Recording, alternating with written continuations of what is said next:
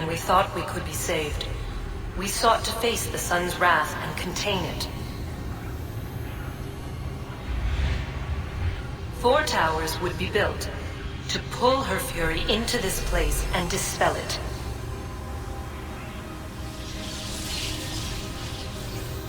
But even with all we knew, with all we had, it would take too long.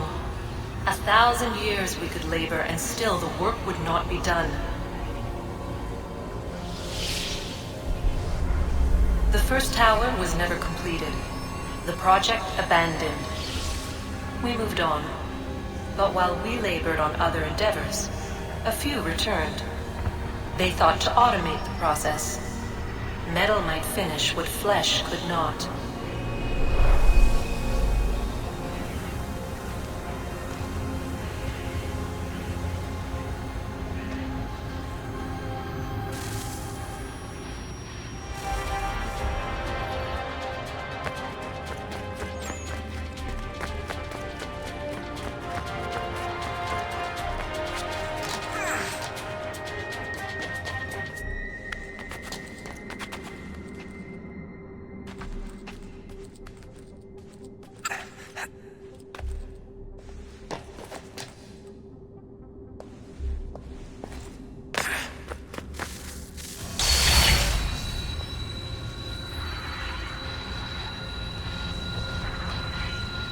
If we could not meet the sun's cruel embrace, perhaps we might rebuke it. Already we could generate the fields to protect us in times of strife. But these were small and simple things. To replicate them on a scale the size of a world, we lacked the energy to make it so. Half the world, they said then. It is better than none at all. We tried. Again, we failed. A quarter, they asked. Even this we could not do. A 6th, an 8th, a 10th, they cried. The answer was still the same. Perhaps in time a city might be spared. But it was time we did not have. So we moved on.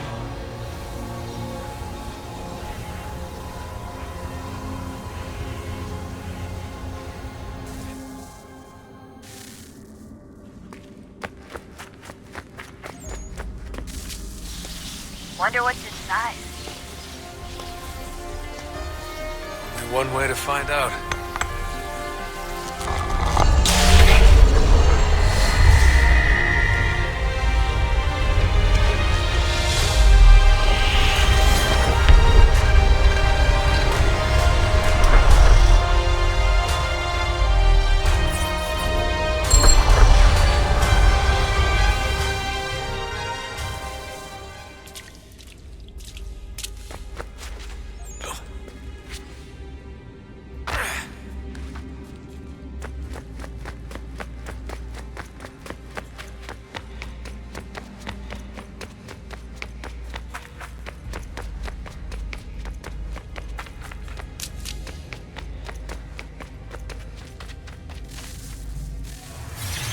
What is a fact?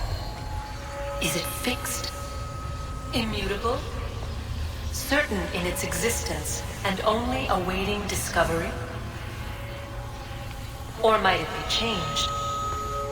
Here we learned the answer, and thought that it might save us.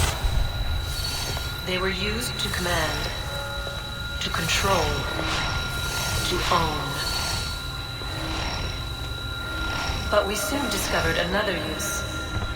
When enough sat in thrall and were told to believe, their thoughts took on form. What was imagined became real. If 100 minds could wish away a wall or create a tree, what might 1,000 do? 10,000? More? Might we change the consensus and will the thread away? We resolved to send one into the sky where it might illuminate us all. Once placed, a sentence would be uttered. make us safe. In this way, we would change the consensus. We would save the world. But it never came to be. We sent a dozen of them skyward, but there was no way to maintain control, to direct the beam, to enthrall the world, to speak the words. Though this was strange and dangerous, what we tried next was worse.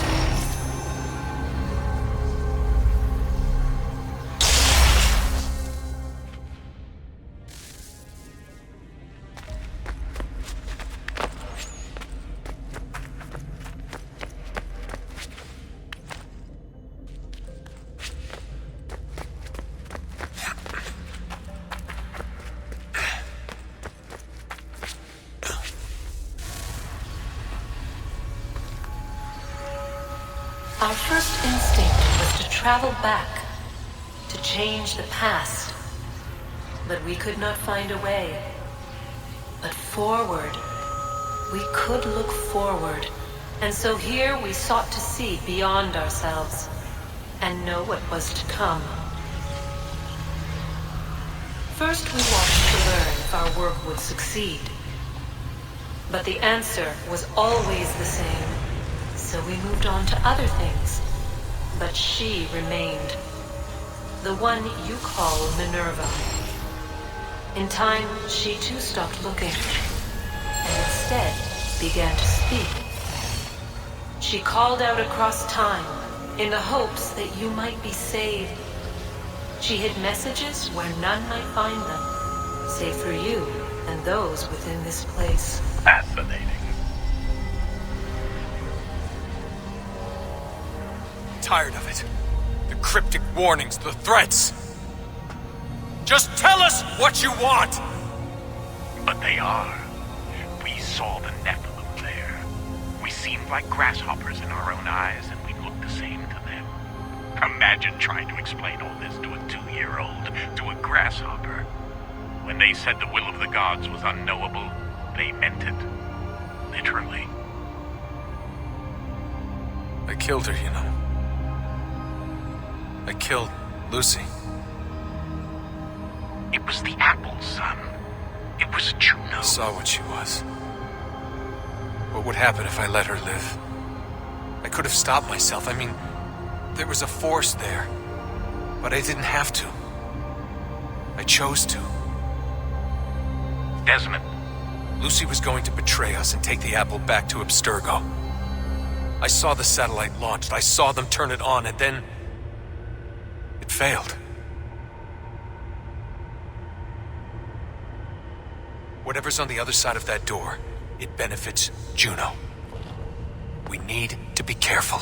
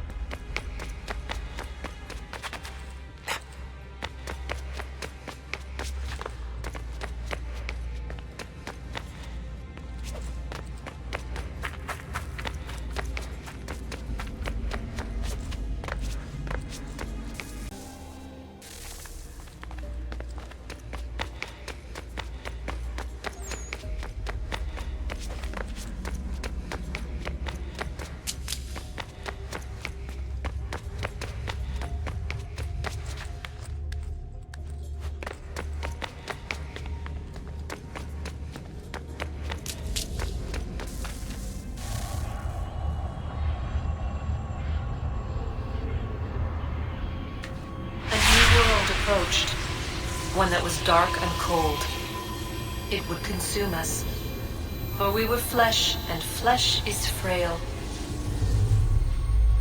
Though suits and shields might offer comfort, such adornments would not suffice, not to save us all. So we sought to change what we were. In this manner, we might thrive in a world made poisonous. It was Aita who volunteered to see if it might be done. Aita, my husband, my love. In the end, it changed him, ruined him. He was made a prisoner of the machines. The body might survive, but his mind became brittle to the touch. He begged me for release, for days, for weeks, for months. I pleaded with him to give us time to find another way. But there wasn't one. Not for him. Not for us.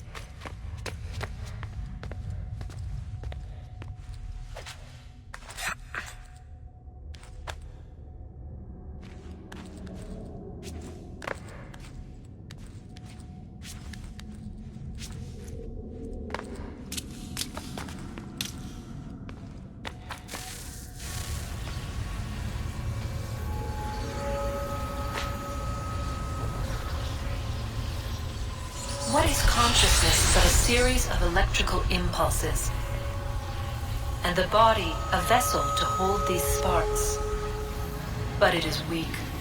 In time, it decays and crumbles into dust.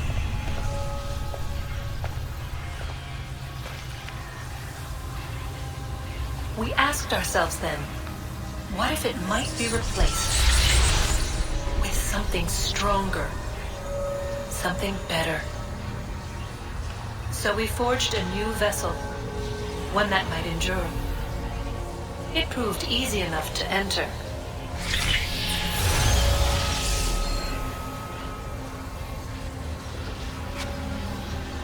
But to leave